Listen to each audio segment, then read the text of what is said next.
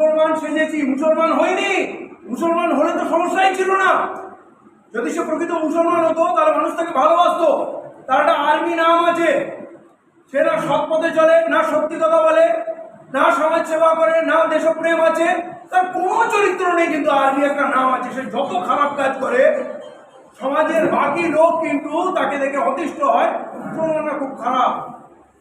আবার যাদেরকে হিন্দু বানানো হয়েছে তাদেরও খুব বেশি বেশি করে ধর্মকরণ শেখানো হচ্ছে। কি পূজা পাঠ করো, মদ খাও, চাঁদা তোলো, ভাঙচুর করো, যা ইচ্ছা করো, ধর্মের নাম সব করে দাও।